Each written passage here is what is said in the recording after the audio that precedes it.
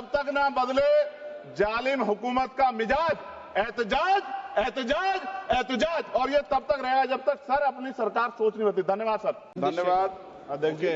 Okay अध्यक्ष जी, मैं अपनी बात को शुरू करने से पहले, क्योंकि राजकुमार भी इस बात को कह रहे थे, ये 2 अप्रैल का दिन विशेष है सर। मैं जेल में था सहारनपुर, 2 अप्रैल 2018 को आंदोलन हुआ, 13 नौजवानों ने शहीदगी दी सर। मैं उनको नमन करता हूं सर। और आज फिर 2 अप्रैल है, एक और शहीदगी की तैयारी लग रही।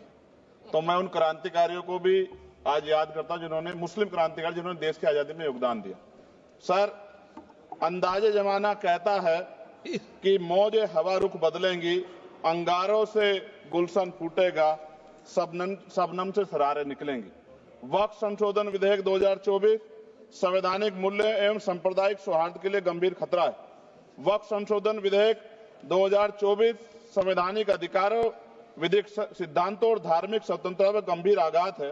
विधेयक वक्फ प्रबंधन को कुशल और प्रभावी बनाने का दावा करता है, लेकिन इसके 44 संशोधन इन वादों को पूरा करने में असफल है।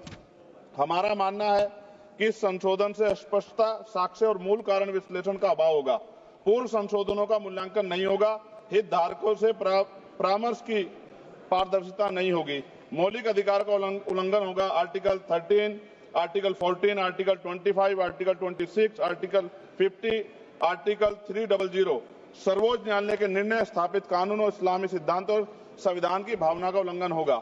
असत्य वादे बनाम वास्तविक प्रभाव, विधेयक सुधार और सशक्तिकरण का दावा करता है, लेकिन वास्तव में धार्मिक संपत्तियों के पुनः वर्गीकरण, जब्ती का प्रावधान संशोधन 39A, ऐतिहासिक मस्जिदों, कब्रिस्तानों को सरकारी संपत्ति घोषित करना, जिससे सांप्रदायिक तनाव पैदा हो सकता है। जिलाधिकारियों को अत्यधिक अधिकार प्राप्त करना, संशोधन 4B।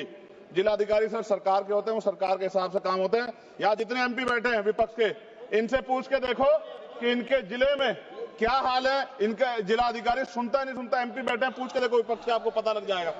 सर, धार्मिक विशेषज्ञता या समुदाय की सलाह के बिना निर्णयों से संपत्ति विवाद और विश्वास की कमी उत्पन्न होगी।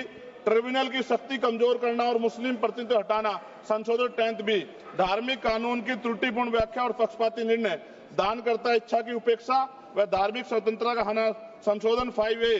दानकर्ता द्वारा समर्थन वापस, जिससे सामुदायिक संस्था कमजोर हुई। गैर मुस्लिमों द्वारा स्थापित वक्फ सुरक्षा समाप्त करना, संशोधन 104 की समाप्ति। अंतर धार्मिक सौहार्द प्रभावित होगा सर। सदियों पुरानी धार्मिक संपत्तियों पर सीमा अधिनियम लागू करना, संशोधन 27B।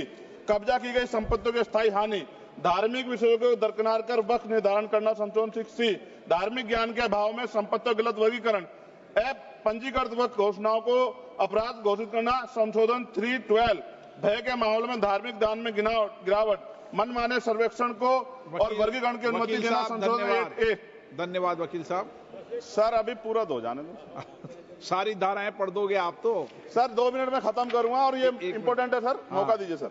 बिना जवाबदेही के बड़े पैमाने पर वक्फ संपत्तियों का पुनः वर्गीकरण, प्रशासनिक भ्रम और प्रभावशीलता को नुकसान पहुंचाना, संशोधन 12D। कानूनी विवादों और कुप्रबंधन को वक्फ बोर्डों की विश्वसनीयता का नुकसान, अस्पष्ट आधारों पर राज्य द्वारा वक्फ बोर्ड को भंग करने का अधिकार, संशोधन 3C। राज्य के व्यापक विरोध प्रदर्शन, धार्मिक लक्ष्य का लक्ष्य, सार्वजनिक हित के नाम पर वक्फ प्रशासन पर पूर्ण नियंत्रण, संशोधन 37C2। व्यापक स्तर पर अशांति विरोध प्रदर्शन, कानून व्यवस्था की गंभीर स्थिति। सर, सरकार के उद्देश्य से नजर आता है मुस्लिम समुदाय के योगदानों पर नियंत्रण स्थापित करना, मुसलमानों को उनकी वक्फ संपत्ति वंचित करना, वक्फ स्थापित करने के अधिकार प्रतिबंध लगाना, वाकिफ और मुतवल्ली की इस्लामी परिवर्तन करना। इस विधेयक को वर्तमान रूप से स्वीकार करें और समावेशी परामर्श, कानून स्पष्टता, संवैधानिक धार्मिक सुरक्षा सुनिश्चित करें। सर, ये तो बिल पे था सर, क्योंकि आप कहते हैं बिल पे बोलना चाहिए 2 दिन नहीं, लेकिन सर मैं सुबह से सुन रहा हूं सर 2-3 चीजें बोलूंगा सर। जो विद्वान सरकार मुसलमानों की कितनी हितैषी है सर, कुछ कह रहे हैं क्या? जो विद्वान होता है वो बिल पे बोलता है। सर बस खत्म कर रहा हूं। सरकार कितनी हितैषी है सर? केंद्रीय मंत्रिमंडल में एक भी मुस्लिम मंत्री नहीं। सच तो यह है कि अभी ईद पे नमाज पढ़ने के लिए भी नए नियम बनाए गए, और जो नमाज पढ़ रहे थे उनके पीछे पुलिस कर्मचारी लाठी लेकर खड़ा था, मैंने खुद देखा सर। अगर सरकार इतनी देर सच्चर कमेटी की रिपोर्ट पर चर्चा कराएगी, बिल्किस बानो के आरोपियों का जेल से बाहर आने के बाद स्वागत किया गया सर। मुसलमानों की जमीन की बात है, SC/ST की जो जमीन है वो छीनी जा रही है सर। कानून से ऊपर उठकर मुसलमानों घरों पर बुलडोजर चलाए गए, सबने देखा। सुरक्षा की बात करते हैं, लिंचिंग की गई, मुसलमान मारे गए सर।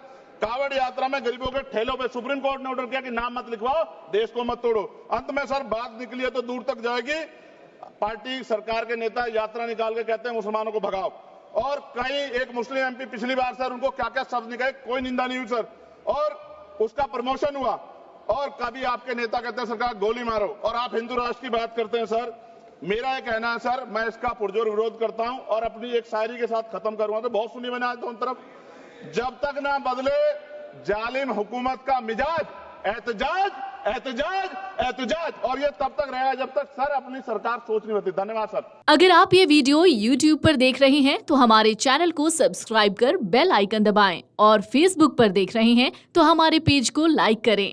8 मिलियन प्लस सब्सक्राइबर, आपके इस भरोसे के लिए बहुत धन्यवाद।